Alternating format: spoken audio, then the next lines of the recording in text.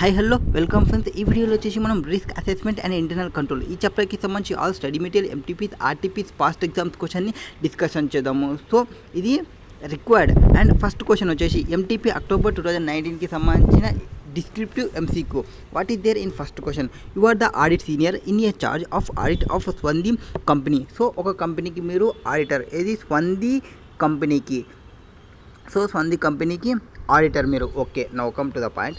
And have been informed by you audit manager that during the current year a fraud occurred at the client. So fraud వచ్చిందంటే ASA 240 auditor's responsibility related to fraud in an audit of financial statements. So ASA 240కి పోవాల్సి వస్తుంది audit అక్కర్ అయినప్పుడు.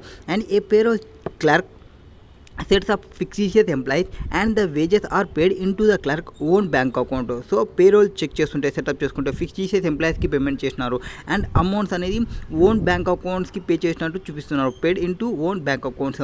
This clerk has subsequently left the company but the audit manager he's concern that additional fraud has taken place in the wages department.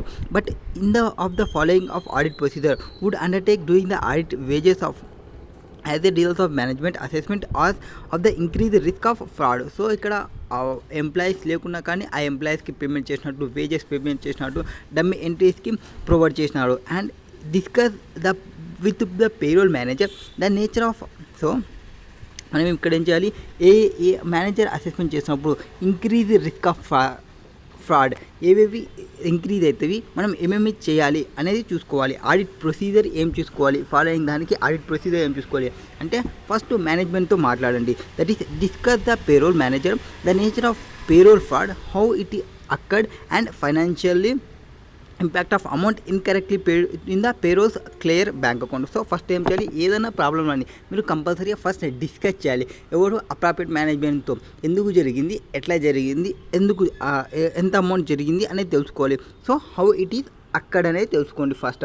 దానివల్ల వచ్చిన impact ఏమి, incorrectly pay చేయడం వల్ల.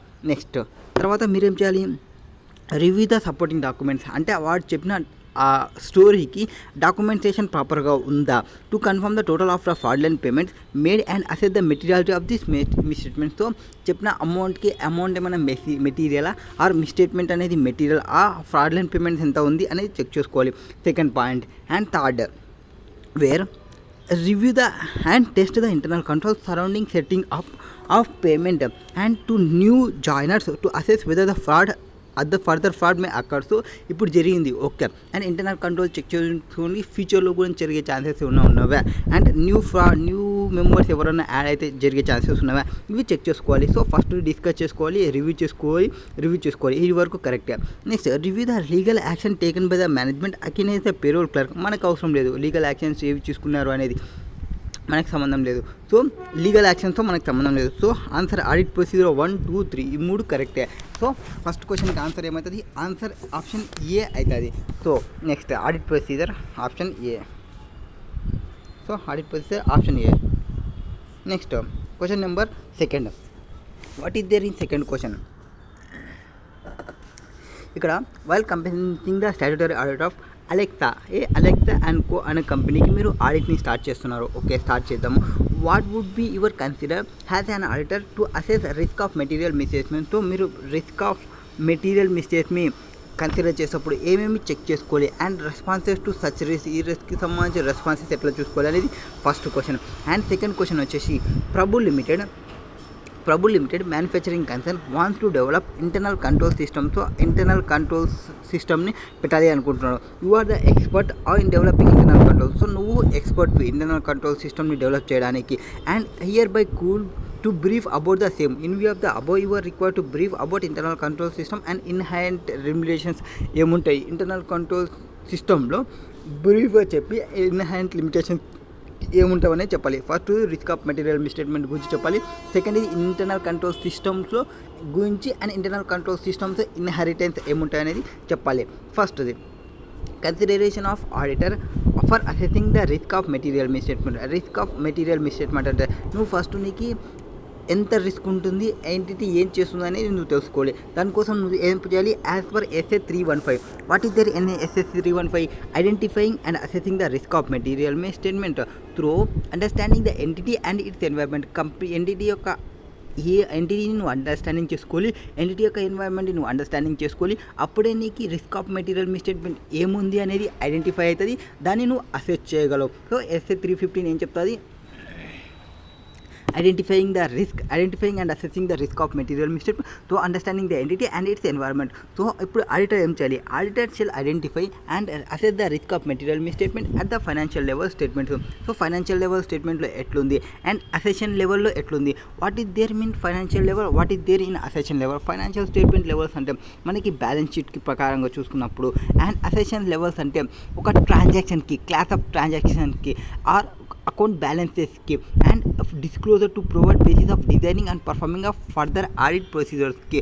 So ఇవి 3 check చేసుకోవాలి. ఒకటి ఫైనాన్షియల్ అండ్ అసెషన్స్ అంటే ఒక strong statement made by the management. ఈ స్ట్రాంగ్ స్టేట్మెంట్ ఏదానికి చేసి ఉంటుంది, ఒక ట్రాన్సాక్షన్ జరిగింది, డైరెక్టర్ పేమెంట్ జరిగినాయి, డైరెక్టర్ రెమ్యునరేషన్ జరిగింది. సో టోటల్ డైరెక్షన్స్ రెమ్యునరేషన్కి సంబంధించిన క్లాస్ని కానీ మీరు చూస్తే, క్లాస్ మీన్స్ మీరు అందరూ ఒక చోట కూర్చుంటే ఒక క్లాస్ అంటారు కదా. సో అందరు డైరెక్టర్స్కి సంబంధించిన రెమ్యునరేషన్ ఒక ప్లేస్లో పెడితే దాన్ని క్లాస్ అంటాము. సో ట్రాన్సాక్షన్ ఏమి, director remuneration. So class of transaction అంటే డైరెక్టర్కి పే చేసిన రెమ్యునరేషన్ని చెక్ చేయడం. దానిలో అసెషన్స్ అంటే మేనేజ్మెంట్ ఏం స్టేట్మెంట్ని పాస్ చేసింది, అంటే ఇండిపెండెంట్ డైరెక్టర్కి ఎంత ఉంది, నాన్ ఎగ్జిక్యూటివ్ డైరెక్టర్కి ఎట్లా ఉంది, ఇట్లా ఏం స్టేట్మెంట్ని పాస్ చేసింది అనేది అసెషన్ అనమాట.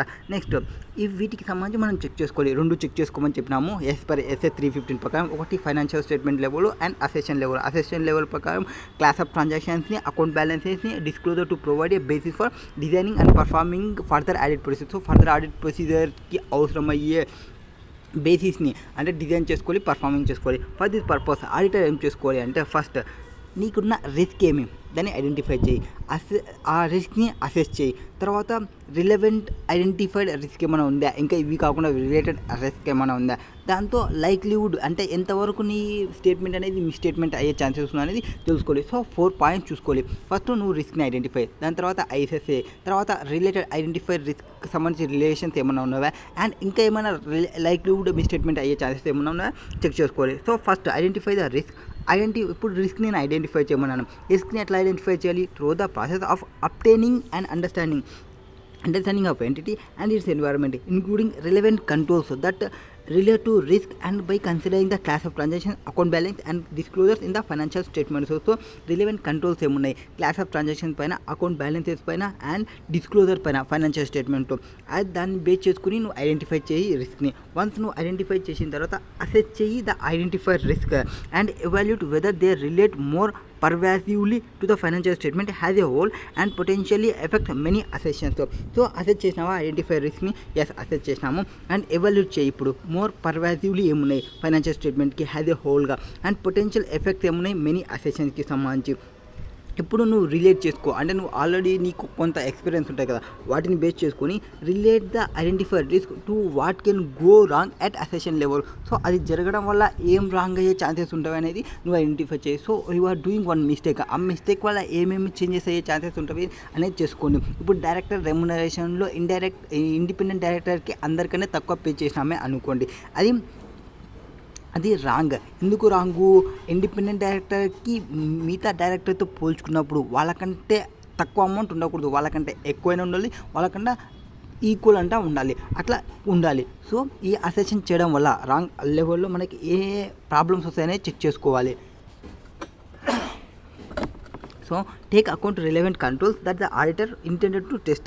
And next, consider the likelihood of misstatement, including the possibility of multiple misstatement, and whether the potential misstatement of a magnitude that could result in a material misstatement. So దీనివల్ల లైక్లీవుడ్ మిస్టేట్మెంట్స్ ఏమై ఉంటుంది, ఇది ఒక్కటే కాకుండా ఈ డైరెక్టర్కి పంచాయితీ కాకుండా ఇంకేమైనా లైక్లీవుడ్ అయ్యే ఛాన్సెస్ ఉన్నవా, అండ్ పొటెన్షియల్గా మిస్టేట్మెంట్స్ ఏమైనా ఉన్నాయా, అంటే మనం డీల్ చేయగలిగేంత పొటెన్షియల్ మీన్స్ మనం డీల్ చేసేంత మిస్టేట్మెంట్స్ ఏమైనా ఉన్నవా, అవి ఇప్పుడు వచ్చిన మిస్టేట్మెంట్ని మనం డీల్ చేయగలమా అనేది తెలుసుకోవాలి. So identify the risk, assess the identify risk and relate చేసుకుని ఐడెంటిఫై రిస్క్కి తర్వాత కన్సిడర్ చేయండి లైక్లీవుడ్ మిస్టేట్మెంట్కి.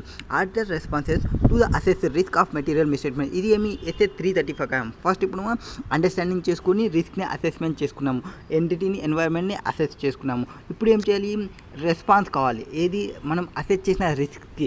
దాని ప్రకారం ఏమి ఎస్ఏ 330 వస్తుంది. 330 ఏం చెప్తుంది? Auditor responses to assess risk. మనం అసెస్ చేసినాం కదా, పైన అసెస్ చేసినాము, ఆ రిస్క్కి మనం ఇప్పుడు ఏమి రెస్పాన్స్ కావాలంటే 315 వచ్చేస్తుంది. The auditor shell design and implement overall responses to address the assessed risk of material means. So నువ్వు రిస్క్ ఆఫ్ మెటీరియల్ స్టేట్మెంట్ని అడ్రస్ చేసిన తర్వాత, అసెస్ చేసిన తర్వాత నువ్వు ఒక డిజైన్ని ఇంప్లిమెంట్ చేసుకోవాలి, ప్లాన్ని ఇంప్లిమెంట్ చేసుకోవాలి ఓవరాల్ రెస్పాన్స్కి. ఆ డిజైన్ ఆఫ్ ఆడిట్ ప్రొసీజర్ చేసేటప్పుడు ఆడిటర్ ఏవేవి కన్సిడర్ చేసుకోవాలి, ఏవేవి పర్ఫామ్ చేయాలంటే, first consider the reasons for the assessment given to the risk of material statement at the assertion level for each class of transaction, account balance and disclosures including. So రీజన్స్ని కనుక్కో, assessment చేసినావు కదా, అసెస్మెంట్స్కి reasons చూసుకో. And దానివల్ల ఏమైనా risk of material misstatement జరిగే chances ఉందా చూసుకోండి. రిస్క్ ఆఫ్ మెటీరియల్ మిస్టేట్మెంట్ 2 రకాలు ఉంటాయి. ఒకటి ఇన్హెరెంట్ రిస్క్, ఇంకోటి control risk. Inherent risk, control risk అనేది నీకు తెలుసుకోవాల్సి వస్తుంది. నెక్స్ట్ సెకండ్, ఫస్ట్ ఏం చెప్తానంటే ఏవేవి ఇంక్లూడ్ అవుతాయి అంటే ఈ అసెస్మెంట్ రిస్క్ ఆఫ్ మెటీరియల్ మిస్టేట్మెంట్లో అట్లా అసెషన్ లెవెల్లో first the likelihood of material misstatement due to particular characteristics of the relevant class of transaction, account balance and disclosures. So particular characteristics of relevant class of transactions వల్ల కానీ, are account balances వల్ల కానీ, are disclosures కావాలి. So particular characteristics అంటే ఇప్పుడు నేను నా example ప్రకారం మీ ఇండిపెండెంట్ డైరెక్టర్స్ అంత పర్టికులర్ క్యాష్ వాళ్ళకి తక్కువ పేమెంట్ చేస్తున్నాం, తక్కువ పేమెంట్ చేయకూడదు. అది ఒక మిస్టేట్మెంట్ అయ్యొచ్చు, మెటీరియల్ మిస్టేట్మెంట్ అయ్యొచ్చు.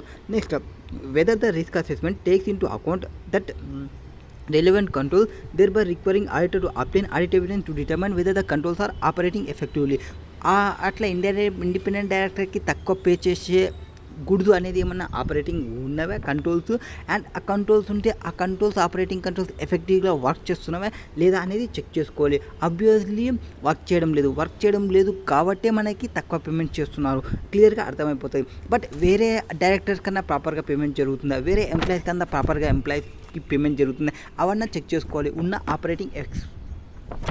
ఆపరేటింగ్ కంట్రోల్స్ని. Next obtain more persuasive audit evidence the higher the auditor assess risk. So నువ్వు అసెస్మెంట్ చేసినప్పుడు రిస్క్ అనేది ఎక్కువ ఉంటే పర్సుయేసివ్ ఎవిడెన్స్ అనేది ఎక్కువ తీసుకోవాలి. సో ఓవరాల్గా మనం ఏం తీసుకున్నాము, ఫస్ట్ ఇక్కడ 2 స్టాండర్డ్స్ని తీసుకొచ్చినాము, ఒకటి 315 అండ్ ఇంకోటి 330. ఫస్ట్ 315 ప్రకారం ఐడెంటిఫై చేసినాము, రిస్క్ని అసెస్ చేసినాము, తర్వాత రిలేట్ చేస్తున్నాము, లైక్లీహుడ్ చూస్తున్నాము. అండ్ తర్వాత ఎస్ఏ 330 ప్రకారం ఏం చేసుకున్నాము, రీజన్స్ని తీసుకున్నాము. ఫస్ట్ ఏదానికి assessment giving the risk of material misstatement ఎందుకు వచ్చింది, అండ్ తర్వాత లైక్లీహుడ్ జరిగే ఛాన్సెస్ ఉన్నాయి, ఏ ప్రాబ్లమ్స్ వచ్చే ఛాన్సెస్ ఉన్నవి, అండ్ రిస్క్ రిలవెంట్ కంట్రోల్స్ ఏమున్నాయి, ఆ రిలవెంట్ కంట్రోల్స్ ఆపరేటింగ్గా వర్క్ చేస్తున్నావా లేదా అనేది మనం తెలుసుకున్నాము. తర్వాత దానికోసం మనకి ఆ రిస్క్ అనేది ఎక్కువ ఉందంటే అసెస్ చేసిన రిస్క్ ఆ పర్సీవ్ ఎవిడెన్స్ని ఎక్కువ తీసుకోమని చెప్పినాము. Next internal control system and దాని యొక్క ఇన్హెరెంట్ లిమిటేషన్ చెప్పమన్నాము. So as per guidance note of audit of internal financial control over financial reporting.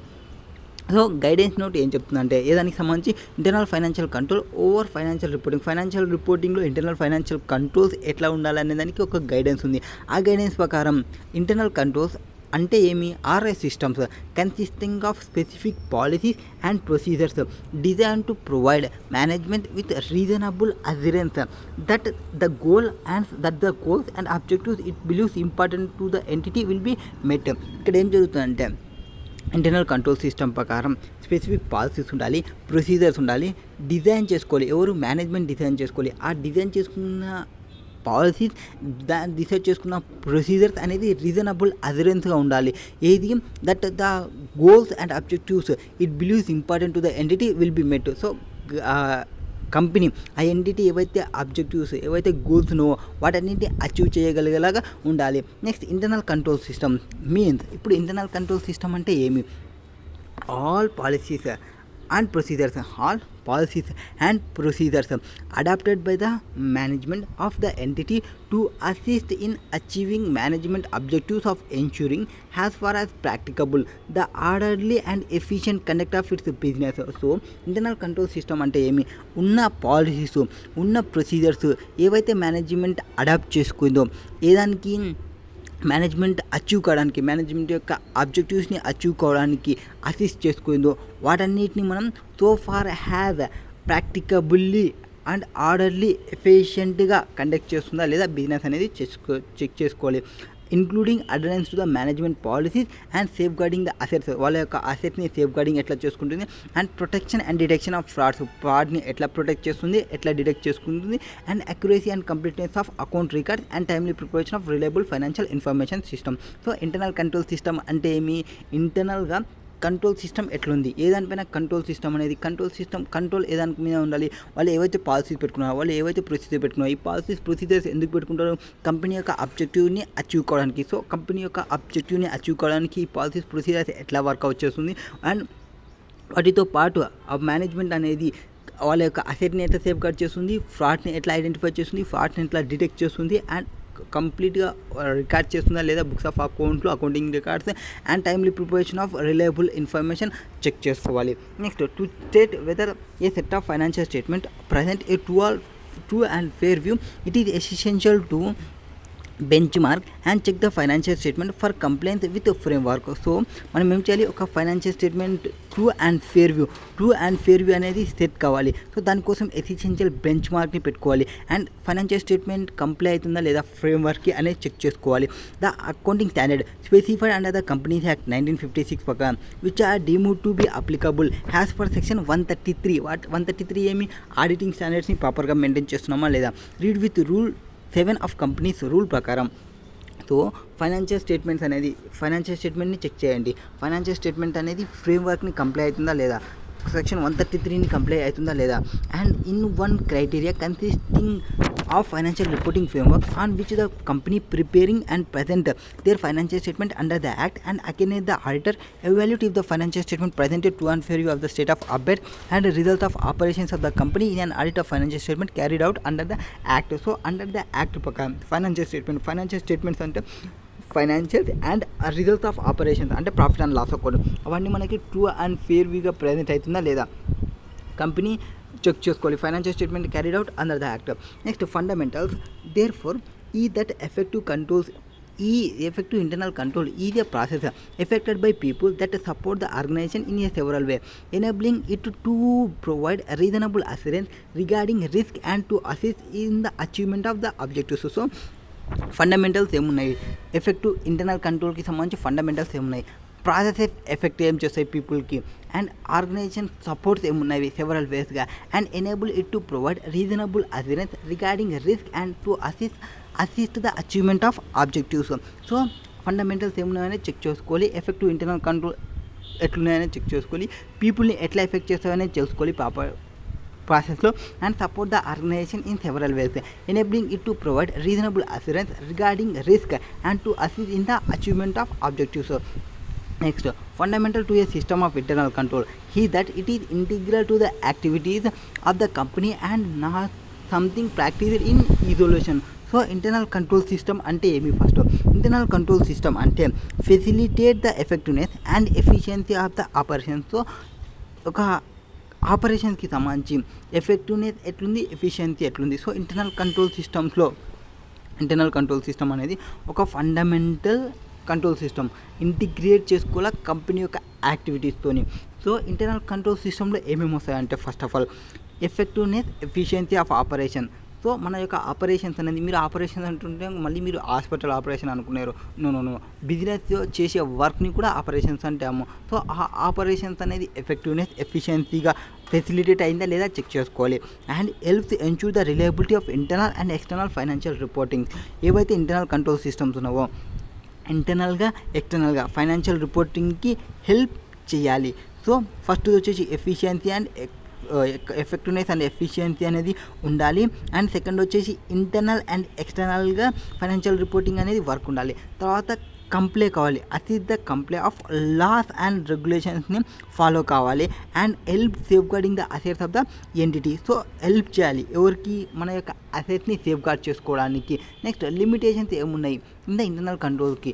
Internal control no matter how effective can provide an entity operationally how effective can be provide an entity with only reasonable assurance.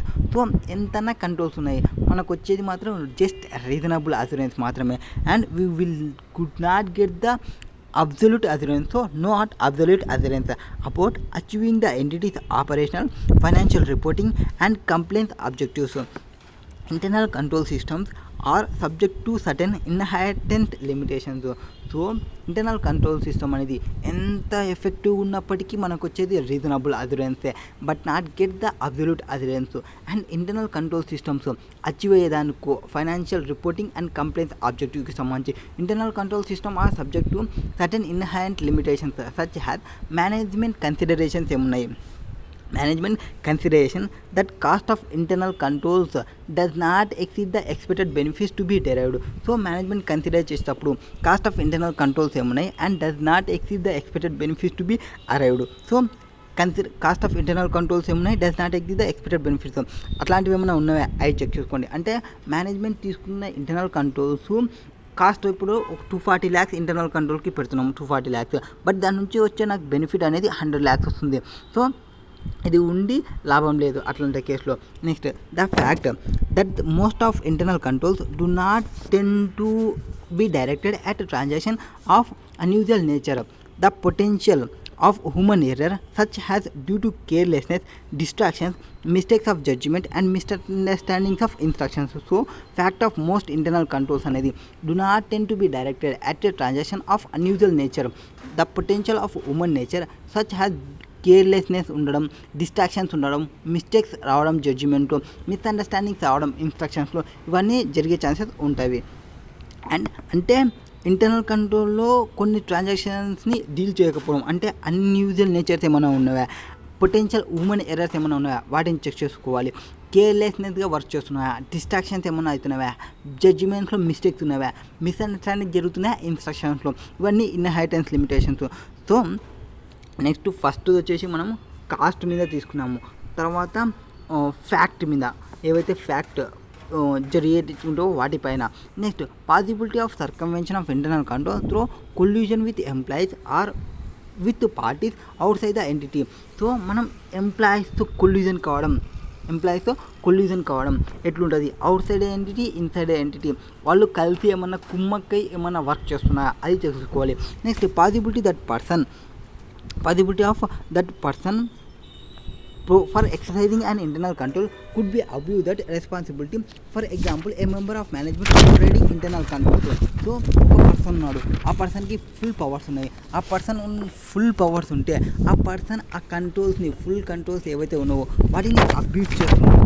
అట్లాంటి cases ఏమైనా ఉన్నావా అవి check చేసుకోవాలి. Next manipulation by management. So management manipulations ఏమున్నాయి with respect to transactions and with respect of estimates and జడ్జిమెంట్స్కి సంబంధించి manipulations ఏమైనా జరుగుతున్నాయా అనేది చెక్ చేసుకోవాలి. సో ఇన్హెరెంట్ లిమిటేషన్స్లో ఏం చేసుకున్నాము, మేనేజ్మెంట్ యొక్క కాస్ట్ అనేది ఎక్సీడ్ అవుతుంది బెనిఫిట్కి సంబంధించి. ఇంటర్నల్ కంట్రోల్ సిస్టమ్ అనేది అన్నిటిపైన ఫోకసింగ్ లేదు, దానివల్ల ఇంకా పొటెన్షియల్ హ్యూమన్ ఎర్రర్స్ ఉన్నవి, కేర్లెస్నెస్ చేస్తున్నారు, అందరూ డిస్ట్రాక్ట్ అవుతున్నారు అండ్ మిస్అండర్స్టాండింగ్ ఉన్నాయి ఇన్స్ట్రక్షన్లో.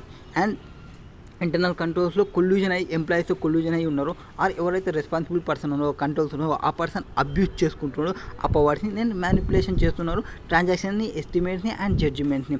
ఇవి ఇన్హెరెంట్ లిమిటేషన్స్, ఇవన్నీ ఇంటర్నల్ కంట్రోల్ సిస్టమ్స్లో ఇవి చేసే ఛాన్సెస్ ఉంటాయి. Next question number third question. XYZ Hospital Private Limited, he is engaged in running hospital of 200 beds since last 20 years లో వర్క్ చేస్తుంది ఇది. నెక్స్ట్ దాని యొక్క ట్రాక్ రికార్డ్ రెవెన్యూ వచ్చేసి 15-16కి 20 crores, 16-17కి 25 crores, 17-18కి 35 crores. Hospital has its own pharmacy, laboratory, blood bank, radiology and general stores.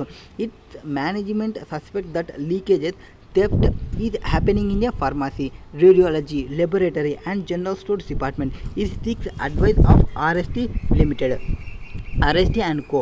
Internal auditor of the company has to how it can improve its internal control. In this context, management wants to understand the concept of component of internal control structure. So internal control structure ఎట్లుంది concept, దానికి సంబంధించి మనం understanding చేసుకొని కాన్సెప్ట్ని చెప్పాలి. Internal control సిస్టమ్ని institute చేయండి, improve చేసుకోవాలంటే ఏం చేయాలి ఇవన్నీ మనం చెప్పాలి. ఇప్పుడు మొత్తం మనం ఏం చెప్పాలి, ఇంటర్నల్ కంట్రోల్ స్ట్రక్చర్కి సంబంధించి చెప్పాలి. First of all internal control structure అంటే CAC. So internal control structure అంటే CAC. సో ఇంటర్నల్ కంట్రోల్ స్ట్రక్చర్కి సంబంధించి డిస్కషన్ చేస్తున్నాము. In an organisation internal control స్ట్రక్చర్కి ఏం చెప్పాలి, మనం కాంపోనెంట్స్ని చెప్పాలి. So organisation is referred as policies and procedures.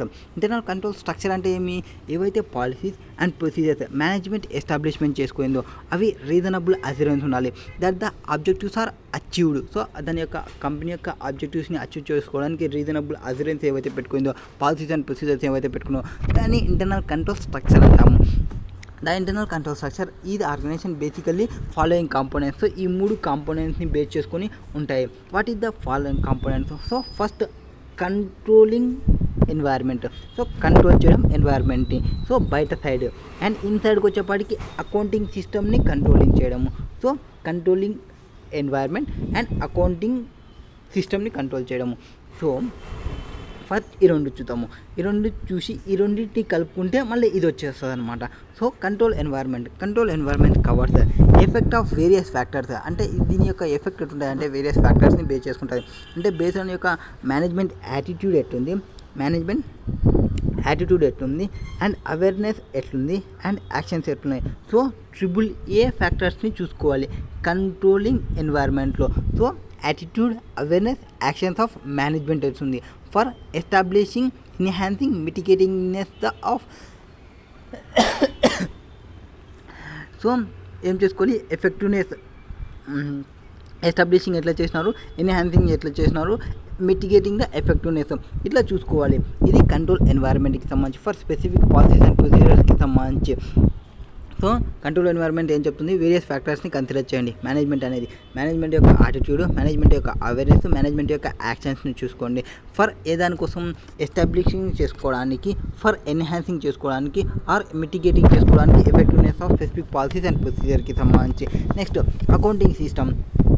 Accounting system అంటే ఏమి? అకౌంటింగ్ సిస్టమ్ అంటే series of tasks and records. So series of task and records of an entity by which transactions are passed for maintaining financial records. So నువ్వు చేసే task అంటే నువ్వు చేసే business, ఆ బిజినెస్ని మనం ఇక్కడ టాస్క్ అంటాము, దాన్ని సిరీస్ ఆఫ్ టాస్క్ అంటాము. ఆ సిరీస్ ఆఫ్ టాస్క్ని రికార్డింగ్ చేయడం, ఒక ఎంటిటీ అనేది రికార్డింగ్ చేయడం, అండ్ రికార్డింగ్ చేసి అంటే జర్నల్లో రికార్డింగ్ చేసి లెడ్జర్ చేసి ఆ ట్రాన్సాక్షన్ని ప్రాసెసింగ్ చేయడం.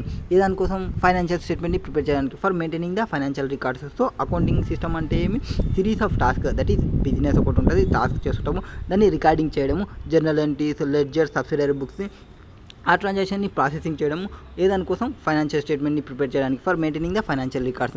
సచ్ సిస్టమ్ అంటే ఈ సిస్టమ్ ఏదైతే ఉందో identify, assessable, analyse, calculate, classify, record, summarise, report. So ఇవన్నీ మనం ఫస్ట్ నేచర్ జనరల్ ఎంట్రీస్ వేసుకోవడం, అసెంబుల్ చేసుకోవడం, లెడ్జర్ ఇండివిజువల్గా ఆ లెడ్జర్స్ని మనం అనలైజింగ్ చేసుకోవడం, ఆ లెడ్జర్స్లో ఉన్న బ్యాలెన్స్ని క్యాలిక్యులేషన్ చేసుకోవడము, అండ్ దాన్ని ప్రాపర్గా క్లాసిఫై చేసుకోవడం. ఇప్పుడు హరి వచ్చేసి డెటారు, ఎం వచ్చేసి క్రేటారు, ఇట్లా క్లాసిఫికేషన్ చేసుకోవడం, ఇవన్నిటిని ప్రాపర్గా రికార్డింగ్ చేసుకోవడం. Summarise balance sheet, subsidiary balance, journal, ledger, సబ్సిడరీనా I think so.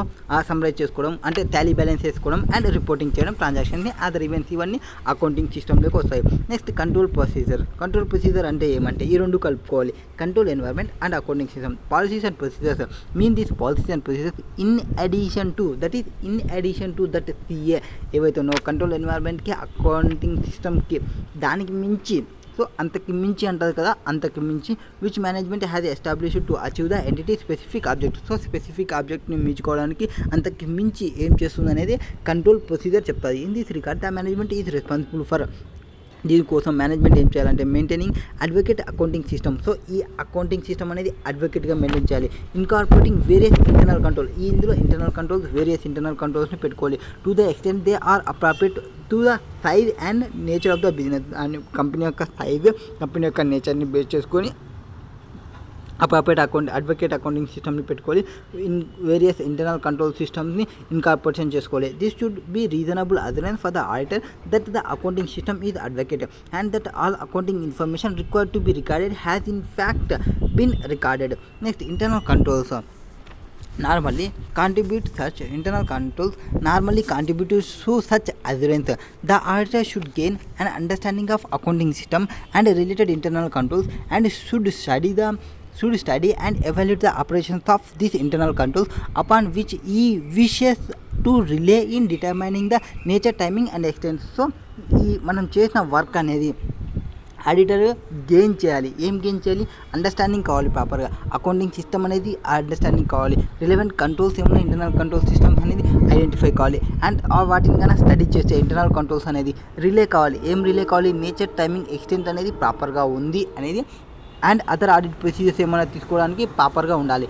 And wear the auditor conclude that he can rely on certain internal controls, he could reduce his substantive procedure. ఎప్పుడైతే నీ యొక్క internal control systems ఇంకా auditor నమ్ముతాడో అతని యొక్క substantive ప్రొసీజర్స్ని reduce చేసుకుంటారు, which otherwise may be required and may also differ to the nature and timing. Next specific requirement ఇప్పుడు ఏమవుతుంది మనకి ఇక్కడ అంటే ఇంటర్నల్ కంట్రోల్ సిస్టమ్ని మనం స్ట్రక్చర్ని చూస్తున్నప్పుడు SA 315 అనేది మెయిన్ చేసుకోవాలి. ఎవరు? ఆడిటర్. ఎందుకు? ఆ కంపెనీ యొక్క అంటే ఆ ఎంటిటీ ని ఫస్ట్ ఐడెంటిఫై చేసుకోవాలి. Identifying and assessing the risk of material misstatement తో understanding the entity and its environment, that 315 వచ్చేస్తుంది. Deal with the auditor responsibility. Auditor యొక్క రెస్పాన్సిబిలిటీ ఏది? రెస్పాన్సిబిలిటీ ఐడెంటిఫై చేసుకోవడం, అసెస్ చేసుకోవడం. ఏది? Risk of material misstatement. Financial స్టేట్మెంట్లో ఏమేమి రిస్క్స్ ఉన్నాయి, మెటీరియల్ మిస్టేట్మెంట్స్ ఉన్నాయని చెక్ చేసుకోవడానికి through the understanding the entity and its environment including entity internal control సిస్టంలో అది కూడా ఇంక్లూడ్ అవుతుంది. సో ఇక్కడ మనం డిస్కస్ చేసిన స్టాండర్డ్ ఏమి? SA 315 ఇంటర్నల్ కంట్రోల్ స్ట్రక్చర్కి సంబంధించి.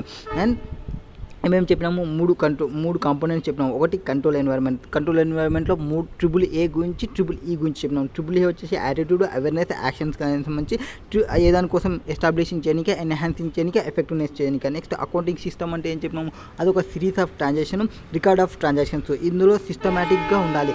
ఐడెంటిఫై చేయడము, అసెంబుల్ చేయడము, అనలైజ్ చేసుకోవడం, క్యాలిక్యులేషన్ చేసుకోవడము, మొత్తం జనరల్ ఎంట్రీస్ నుంచి ఫైనల్ లెడ్జర్స్ వరకు మీరు బుక్స్ ఆఫ్ అకౌంట్ ఎట్లా ప్రిపేర్ చేస్తారో అవి గుర్తుపెట్టుకోండి. Next control procedures in addition to CA, that is control environment and accounting environment, ఇవి ఏమైనా స్పెసిఫిక్ అబ్జెక్టివ్స్ని అచీవ్ చేయడానికి పెట్టుకునేది కంట్రోల్ ఎన్వైర్న్మెంట్. సో ఇవి మనం ప్రాపర్గా చెక్ చేసుకోవాలి. బేస్ ఆన్ సైజ్ అండ్ నేచర్ని బేస్ చేసుకుని ఉంటుంది. Next question number 4. ST Limited is growing a company and currently engaging in the business of manufacturing tiles. ఏం బిజినెస్ చేస్తూ ఉంది? టైల్స్ బిజినెస్లో ఉంది. And the company is planning to expand and diversify its operation. So ఇప్పుడు company అనేది planning ఏముందంటే వేరే బిజినెస్లోకి పోవాలనుకుంటుంది, వేరే ఆపరేషన్లోకి పోవాలనుకుంటుంది. And the management has increase the focus on internal control to ensure better governance. So కొత్త ఆలోచనలు చేస్తుంది. The management had discussed with the statutory auditor to ensure that steps required to be taken so that statutory auditor is risk based and focus on the areas greatest risk to achieve the company's objective. So risk based ఆడిట్ని మనం చేయాల్సి వస్తుంది auditor. Now, please advise the management and the auditor on the steps that should be taken for the same. So, risk based audit की संबंधी steps नी చెప్పాలి. So okay, ఇది MTP October 2018కి సంబంధించిన క్వశ్చన్ అండ్ MTP నవంబర్ 2019 కూడా వచ్చింది. Next same question. ST limited is growing company currently engaged in business of టైల్స్లో ఉంది అండ్ అంతే జస్ట్ పేరుని చేంజ్ చేసినారు, అడ్వైజ్ చేయమన్నారు. సో స్టెప్స్ని చెప్పాలి. ఏం చేయాలి? రిస్క్ బేస్డ్ ఆడిట్కి సంబంధించిన స్టెప్స్ని చెప్పాలి. First of all auditor should be risk based or focused on areas of greatest risk to achieve the audited entity objectives. So entity ఏదైతే ఆబ్జెక్టివ్ ఉందో ఆ ఎంటిటీ యొక్క ఆబ్జెక్టివ్ని ఆడిట్ చేసేటప్పుడు రిస్క్ అనేది ఎంతవరకు ఉంది, గ్రేటెస్ట్ రిస్క్ ఏరియాస్ ఏవైతే ఉన్నావో ఆ గ్రేటెస్ట్ ఏరియా రిస్క్ పైన ఫస్ట్ ఫోకస్ చేయాలి ఆడిటర్ అనేవాడు. సో ఆడిటర్ ఫోకస్ చేయాల్సినది ఆడ. సో దానికోసం రిస్క్ బేస్డ్ ఆడిట్ని చేయాల్సి వస్తుంది. రిస్క్ బేస్డ్ ఆడిట్ అంటే ఏమి? రిస్క్ బేస్డ్ ఆడిట్ అంటే ఇదే ఆడిటర్ ఒక అప్రోచ్. ఇది ద ఆడిటర్ ఏం చేస్తాడు ఇక్కడ అంటే analyse the audit risk, set materiality threshold based on the audit risk analysis and develop the audit program. So మనం ఇక్కడ 3 వర్క్స్ని చేస్తున్నాము.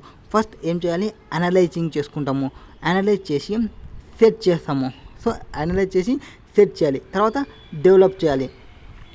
సో అనలైజ్ చేసి ఫస్ట్ అనలైజ్ చేయండి, రిస్క్ ఏముంటుంది అనేది, ఆడిట్ రిస్క్ ఏముంటుంది అనేది అనలైజ్ చేయండి. తర్వాత ఒక మెటీరియల్స్ని సెట్ చేయండి. మెటీరియల్ అంటే ఏమి? ఒక కంపెనీకి 10 lakhs కావచ్చు, ఇంకొక కంపెనీకి 50 lakhs కావచ్చు, ఇంకొక కంపెనీకి 1 crore కావచ్చు. ఎంత అనే మెటీరియాలిటీ సెట్ చేసుకోండి. నెక్స్ట్ రిస్క్ బేస్డ్ ఆడిట్లో డెవలప్ చేయండి ఒక ఆడిట్ ప్రోగ్రామ్ని, allocated larger portion of the audit evidence. So first 3 గురించి చెప్పినాము రిస్క్ బేస్డ్ ఆడిట్లో.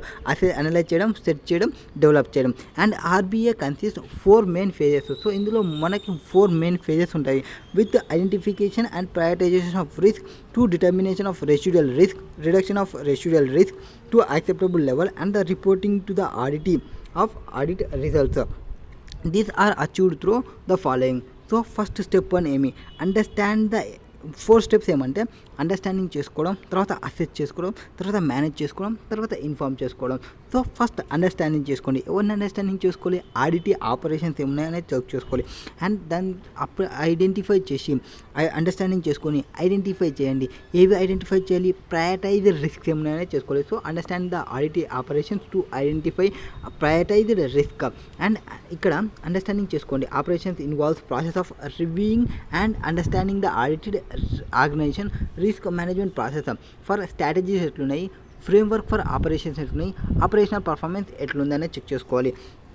సో కంపెనీ యొక్క స్ట్రాటజీస్ ఏమి అండ్ ఆపరేషన్స్ ఏమి, ఆపరేషన్స్ ఎట్లా పర్ఫామ్ చేస్తున్నాం అనేది మనం తెలుసుకోవాలి. And information process framework, so information ఎట్లా ప్రాసెస్ జరుగుతుంది ఫ్రేమ్వర్క్లో అనేది చెక్ చేసుకోవాలి. సో 4 పాయింట్స్ చూసుకోవాలి కంపెనీని నువ్వు అండర్స్టాండింగ్ చేసుకునేటప్పుడు. ఒకటి స్ట్రాటజీస్ అండ్ ఆపరేషన్కి సంబంధించి ఫ్రేమ్వర్క్ ఎట్లుంది, ఈ ఆపరేషన్ ఫ్రేమ్వర్క్ ఎట్లుంది అండ్ పర్ఫార్మెన్స్ ఎట్లుంది, అండ్ ఇన్ఫర్మేషన్ ప్రాసెస్ ఫ్రేమ్వర్క్ ఎట్లుంది ఐడెంటిఫై చేయండి. And prioritize the errors and fraud risk that impact the audit of financial స్టేట్మెంట్తో ప్రయారిటైజ్లో ఎర్రర్స్ ఫ్రాడ్స్ ఏవి మనకి financial statement audited financial statement పైన ఇంపాక్ట్ ఉందనేది చెక్ చేసుకోండి. Next the environment in which the auditee operations the information required to monitor changes in the environment. So ఇప్పుడు మనం ఇంటర్నల్గా చెక్ చేసాం, ఇప్పుడు ఎన్వైర్మెంట్ ప్రకారంగా కూడా మనం చెక్ చేసుకోవాలి. మేజర్ చేంజెస్ ఏమైనా వచ్చినావా ఎన్వైర్మెంట్లో. ఫర్ ఎగ్జాంపుల్ మీకు జిఎస్టీ అని వచ్చింది, ఆ జిఎస్టీ వల్ల ఆడిటీ ఆపరేషన్స్ ఎంతవరకు చేంజ్ వస్తాయి అనేది చెక్ చేసుకోవడం. And the process or activities are integral to the auditee aid entity success in meeting its objectives are the key factors to an understanding of agency risk. Likewise, performance review of the audited entity's delivery of service by comparing expectations against actual results may also aid in understanding agency operations. So expectations ఏమున్నాయి, actual results ప్రకారం expectations ఏమున్నాయి, understanding the agency operations ఏమున్నాయి, agency ఆపరేషన్స్ని check చేసుకోండి. Next second point, so first ఏమి understanding చేసుకున్నాం ఎంటిటీని and దాని యొక్క ఆపరేషన్స్ని, దాన్ని ప్రయారిటైజ్ రిస్క్ని ఇంటర్నల్గా ఇంటర్నల్గా వచ్చేసి దాని యొక్క స్ట్రాటజీస్ ఏమున్నాయి, ఆపరేషన్స్ ఏమున్నాయి, ఆపరేషన్ పర్ఫార్మెన్స్ ఎట్లున్నాయి అవి చెక్ చేసుకున్నాం. ఎన్వైర్మెంట్ ప్రకారం ఏం చేసుకుంటాము, ఆ ఎన్వైర్మెంట్ మానిటర్ చేంజెస్ ఎన్వైర్మెంట్ని మానిటర్ ప్రాసెస్ ఎట్లున్నాయి, యాక్టివిటీస్ ఏమున్నాయి, సక్సెస్ మీటింగ్స్ ఏం జరుగుతున్నాయి, ఏజెన్సీ రిస్క్ ఏమైనా ఉన్నాయా అంటే ఏజెంట్ల వల్ల వచ్చే రిస్క్ ఏమైనా ఉన్నాయా, అండ్ డెలివరీ సర్వీసెస్ ఎట్లున్నాయి, ఇవన్నీ ఎట్లా ఎగ్జిట్ ఉంటాయి, యాక్చువల్ రిజల్ట్స్ ఎట్లుంది అగెనెస్ట్ అవి చెక్ చేసుకున్నాము. Next step number 2 assess audit management strategies and controls to determine residual audit risk. So management యొక్క స్ట్రాటజీస్ ఉన్నాయని చెప్పినాం కదా, మేనేజ్మెంట్ యొక్క కంట్రోల్స్ ఉన్నాయని చెప్పినాం పైన, స్ట్రాటజీస్ ఆపరేషన్స్, వాటిని మనం ఇప్పుడు అసెస్ చేయడం. ఫస్ట్ మనం అండర్స్టాండింగ్ చేసుకున్నాము, ఇప్పుడు వాటిని అండర్స్టాండింగ్ చేసుకున్నాం అంటే వాళ్ళు కరెక్ట్ వేలో తీసుకున్నారా కదా అని తెలుసుకోవాలి. So assessment of management risk strategy and controls is the determining has to how controls with in the auditee are design. So auditee ఎట్లా డిజైన్ చేసినాడు అనేది కావాలి. The role of internal audit is promoting a sound accounting system and internal control is recognized. Thus the SAI should evaluate the effectiveness of internal audit to determine the extent to which he.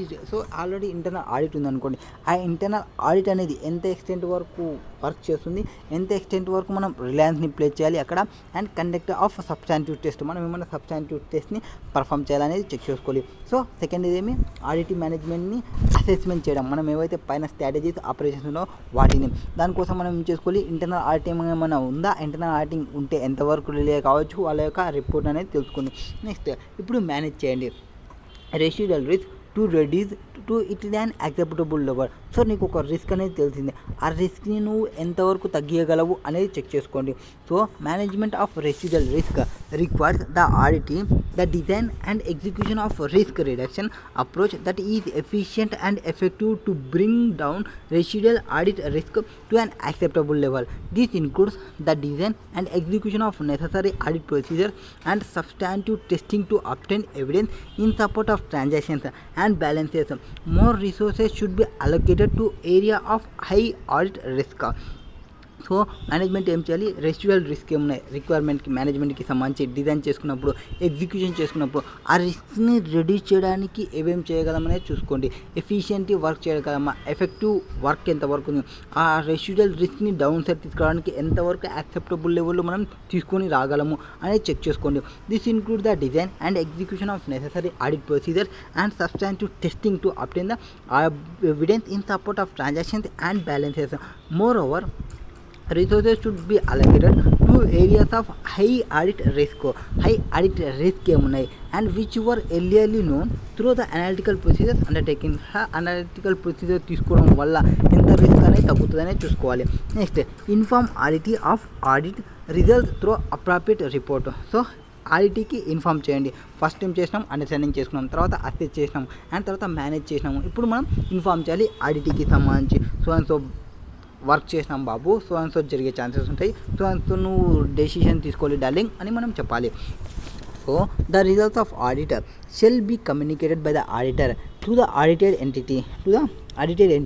The auditor must immediately communicate to the auditee reportable conditions that have been observed even before completion of the audit. So reportable conditions ఏమున్నాయి observe చేయండి even before the completion of the auditor. Such has weaknesses in the internal control system. So నువ్వు ఏమైతే identify చేసినావో weaknesses ఏమైతే ఉన్నావో control సిస్టమ్స్లో, deficiencies ఏమైతే ఉన్నావో డిజైన్లో అండ్ ఆపరేషన్స్లో ఇంటర్నల్ కంట్రోల్ సిస్టమ్లో ఏమేమి ఎఫెక్ట్ చేస్తున్నావో ఆర్గనైజేషన్ ఎబిలిటీ, రికార్డ్కి, ప్రాసెసెస్కి, సమ్మరైజ్కి అండ్ రిపోర్ట్ ఫైనాన్షియల్ డేటాకి, వీటన్నిటిని మనం ఒకసారి కమ్యూనికేట్ చేయాలి ఎంటిటీకి సంబంధించి మీరు అబ్జర్వ్ చేసినప్పుడు before completing the audit. Once ఆ వీక్నెసెస్ అన్ని చెప్పిన తర్వాత వాళ్ళు ఏమైనా రెక్టిఫై చేసుకుంటే ఓ నో ప్రాబ్లం, ఒకవేళ రెక్టిఫై చేసుకోకుంటే మన ఆడిట్ రిపోర్ట్లో కన్సిడర్ చేయాల్సి వస్తుంది. Next question number 5. What is there in question number 5? A newly professional. ఇది మే 2019 క్వశ్చన్ చూడండి. A newly qualified professional as received is first appointment has auditor of large company. So ఒక large కంపెనీలో నీకు appointment దొరికింది and is very much concerned about the effectiveness of internal control and wants to assess and evaluate the control environment as part of his audit program.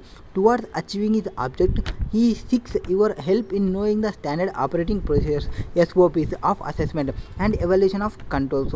So మనం ఎవరిప్పుడు newly qualified అయిన professional ఉన్నాడు, first appointment చేసినాడు ఆ కంపెనీకి, large కంపెనీకి appoint అయినాడు, effectiveness of internal control system తెలుసుకోవాలి అనుకుంటున్నాడు, దానికి అసెస్మెంట్ చేయాలనుకుంటున్నాడు, ఎవల్యూషన్ చేయాలనుకుంటున్నాడు, కంట్రోల్ ఎన్వైర్న్మెంట్, దీనికి సంబంధించి ప్రోగ్రామ్ని ఈ అబ్జెక్టివ్ని అప్పించుకోవడానికి, దట్ ఈస్ స్టాండర్డ్ ఆపరేటింగ్ ప్రొసీజర్ని తెలుసుకోవడం కోసం అతను మీ దగ్గర హెల్ప్ అడుగుతున్నాడు. సో ఎట్లా తీసుకోవాలి, ఎవల్యూషన్ ఆఫ్ కంట్రోల్స్ ఎట్లా తీసుకోవాలి, స్టాండర్డ్ ఆపరేటింగ్ ప్రొసీజర్స్ దగ్గర అనేది చెప్పాలి. Okay, now come to the point. Next November 21లో కూడా సేమ్ వచ్చింది, May 2019 అండ్ November 2001కి సంబంధించి. అంటే November 20 తర్వాత May 20 తర్వాత 21 తర్వాత అంటే 2 అటెంప్ట్స్ తర్వాత మళ్ళీ క్వశ్చన్ వచ్చింది. సో November 21 అయిపోయింది, May 22, November 22, May 23 అయిపోయిందిలేండి. Operating procedure in the assessment and evaluations. So ఇప్పుడు మనం ఏం చెప్పాలి, స్టాండర్డ్ ఆపరేటింగ్ ప్రొసీజర్ అసెస్మెంట్ చేయడము, దాన్ని ఎవాల్యుయేషన్ ఎట్లా చేయాలనేది చెప్పాలి. So standard operating procedures A well defined set of SOPs. A well defined set of SOPs helps define role, responsibilities, process and controls, and thus help clearly communicate the operating controls to all touch points of your process. The controls are likely to be clearly understood and consistently applied even during employee turnover. So standard operating procedure అంటే ఒక well settle అంటే well defined set of SOPs ఏవైతే ఉంటావో వాటిని define చేయడానికి, అంటే వాళ్ళ యొక్క రోల్ ఏమి, వాళ్ళ యొక్క రెస్పాన్సిబిలిటీస్ ఏమి, వాళ్ళ యొక్క ప్రాసెస్ ఏమి, వాళ్ళ యొక్క కంట్రోల్ ఏమి, వాళ్ళ యొక్క హెల్ప్ ఏమి, అంటే కమ్యూనికేటింగ్ చేయడంలో, ఆపరేటింగ్ కంట్రోల్స్ని కమ్యూనికేట్ చేయడంలో ఈ ఆల్ సచ్ టచ్ పాయింట్ అంతా మనం ప్రాసెస్లో చూసుకోవాలి. So the control are likely to be clearly understood. Controls ఏమున్నాయనేది క్లియర్గా అండర్స్టూడ్ చేసుకోవాలి అండ్ కన్సిస్టెంట్లీ. సో క్లియర్గా ఉండడము అండ్ కన్సిస్టెంట్లీగా ఉండడం అనేది చాలా ఇంపార్టెంట్. ఏ దానిలో అయినా కానీ అంటే క్లియర్ అండ్ కన్సిస్టెంట్లీ లేకుంటే ప్రాబ్లం వచ్చేసేది. For example, if you want to pass your exam, you must clear what you want, that is you want your degree and you must sit in a consistently, then only you will reach your goal, then only you will reach your achievement. So ఇప్పుడు మనం even ఏమైనా problems ఉన్నది, even అంటే కంపెనీకి employee turn over problems ఉన్నప్పటికీ అది క్లియర్గా understood ఉండాలి, కన్సిస్టెంట్లీ ఉండాలి. నీకు ఎటువంటి ప్రాబ్లమ్స్ పక్కన నుంచి వచ్చినప్పటికీ clear and consistent is the main factor for the success. So if you want to success you must be clear and consistently. So SOB procedure కూడా అదే చెప్తుంది మనకి.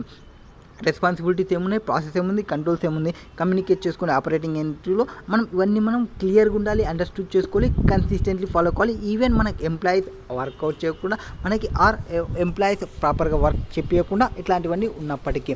Next enterprise risk management. an organization which has a robust process. So ఇక్కడ ఏం జరిగింది, an organization which has a robust process to identify and mitigate risks across the enterprise, and its periodical review will assist in early identification of gaps and taking effective control measures in such organization. So first ఏం తీసుకోవాలంటే ఇట్లా తీసుకుంటే బాగోదు. First మనకి SOB process ఇప్పుడు ఏం చెప్పినాము, clear and consistent ఉండాలి కదా. సో దానికోసం నీకు ఒక ఐడి కావాలి ఫస్ట్. సో ఐడి అంటే ఇన్ఫర్మేషన్ టెక్నాలజీ చూసుకుందాం ఫస్ట్. ఇన్ఫర్మేషన్ టెక్నాలజీ ప్రకారం సో ఐడి తీసుకుందాం. So information technology based on control, that is with the advent of computers and enterprise resource planning systems, ERP systems and computers ఏమున్నవి. It is much easier to embed controls through system instead of being human dependent. So కంపెనీకి computers ఏమున్నాయి, enterprise resources ఏమున్నాయి, ERP systems ఏమున్నాయి, అవన్నీ ఈజీగా తెలుసుకోగలమా అంటే మన యొక్క కంట్రోల్తో ఎంబెడ్ అయి ఉన్నవే. ఎంబెడ్ అంటే అటాచ్మెంట్ కావడము, దానివల్ల ఏమైనా చేంజ్ కావడం. ఫర్ ఎగ్జాంపుల్ మనకి డెరివేటివ్స్లో ఎంబెడెడ్ డెరివేటివ్స్ ఉంటుంది. So based on underlining asset వల్ల మనకి చేంజ్ అయ్యేది కాంట్రాక్ట్, దానికి ఏమైనా ఎంబెడెడ్ ఉందా అని చెప్తాము. అంటే ఒక వాల్యూ అడిషన్ అనేది ఏమైనా ఉందా. ఇది సేమ్ లైక్ యాజ్ మన కంట్రోల్లో వాల్యూ అడిషన్ ఏమైనా ఉందా ఇన్ఫర్మేషన్ టెక్నాలజీ ప్రకారం అనేది చెక్ చేసుకోవాలి. ఓపెన్ డిపెండెన్సీ ఎంతవరకు ఉందనేది చెక్ చేసుకోవాలి. The failure rate for IT embedded controls is likely to be low, is likely to have better audit trial and is that easier to monitor. So ఇక్కడ embedded అయిన controls అనేది low ఉంటే are better audit trial అనేది చేసుకోవాలి and easily monitor చేసుకునే లాగా ఉండాలి. For example at the stage of customer invoicing application of correct rates of in invoice or credit control can all be exercised directly through IT system improving control environment. So IT system అనేది control environment improve చేసుకోవాలి all కేసెస్లో, all credit control కేసెస్లో. Next ID delegation of financial power documents. So at the organization grow, it need to delegate the financials and other powers to their employees. So అది work అనేది పెరిగిపోతున్నప్పుడు అంటే powers అనేది financials అనేది data అనేది పెరిగిపోతున్నప్పుడు కంపల్సరీగా delegation అనేది ఉండాలి through powers and A clearly define document and delegation of powers. అంటే మనం ఎవరికి ఏ పవర్ని డెలిగేట్ చేసినామనేది కంపల్సరీగా డాక్యుమెంట్ ఉండాలి. Allow controls to be clearly operated without being depending on the individuals. So ఒక పర్సన్ చేస్తాడులే అని ఇంకొక పర్సన్ అనుకునే ఛాన్సెస్ ఉండకూడదు. ఈ వర్క్ ఎవరు చేయాలనేది క్లియర్గా ఉండాలి. That is delegation of financial powers and documents. First information technology ఎట్లా ఉంది మన కంట్రోల్తో చూసుకున్నాము. అండ్ ఇంటర్నల్ కంట్రోల్లో ఏం చెప్పినాము, కంప్యూటర్ సిస్టమ్స్ మనకి ఎట్లా ఎంబెడ్ అయినవి అండ్ ఒకవేళ ఫెయిల్యూర్ రేట్ ఎంతవరకు ఉంది అని చెక్ చేసుకున్నాము. సెకండ్ వచ్చేసి డెలిగేషన్స్, ఫైనాన్షియల్ పవర్స్ని డెలిగేషన్ చేసింటే దాన్ని ప్రాపర్గా డాక్యుమెంట్ చేసుకోవాలి. నెక్స్ట్ ఐడి తీసుకొచ్చేసినామా, ఐడి అనేది ఎవరికి తీసుకొచ్చేద్దాము అంటే మన గార్డ్కి తీసుకొచ్చేద్దాము. సో జీసెస్. So job rotation and sensitive area. So sensitive ఉన్న ఏరియా వాళ్ళకి జాబ్ రొటేషన్ చూసుకోవడం. Any job carried out by the same person over a long period of time he is likely to lead to complacency and possible misuse in sensitive areas. So ఒకటే person ఒకటే జాబ్ని long టర్మ్లో కనుక చేస్తుంటే ఆ పర్సన్కి work మొత్తం తెలిసిన తర్వాత ఎక్కడైతే సెన్సిటివ్ ఏరియాస్ ఉంటావో అక్కడ పాసిబుల్ అయ్యే ఛాన్సెస్ ఉంటాయి మిస్యూజ్ చేయడానికి. And it is there for important that in key commercial functions and job rotations is regularly followed to avoid degeneration of controls. So job రొటేషన్లో రెగ్యులర్లీ ఫాలో అయ్యే job రొటేషన్లో degeneration అనేది avoid చేయాలి. Controls avoid degeneration of controls. For example if same buyer continues to conduct purchase functions for a longer period. It is likely that he gets into comfort zone with the existing vendor and hence does not exercise advocate control in terms of vendor development or competitive course.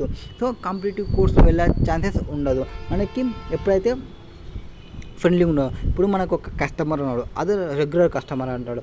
So regular customer కాబట్టి long term customer కాబట్టి అతను వచ్చేసి sir నాకు ఒక ₹5 discount ఇవ్వండి, నేను regular కస్టమర్ని ఇక్కడ అంటే మనం చెప్పడానికి ఏం లేదు, ఇవ్వాల్సి వస్తుంది.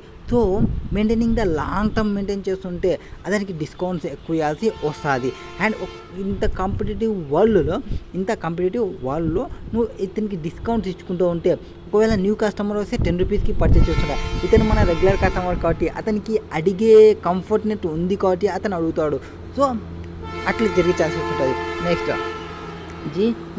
ERP, Enterprise Risk Management. Enterprise Risk Management, an organization which have a robust process to identify and mitigate risk across the enterprise, and its periodical review will assist in early identification of gaps, taking effective controls measures.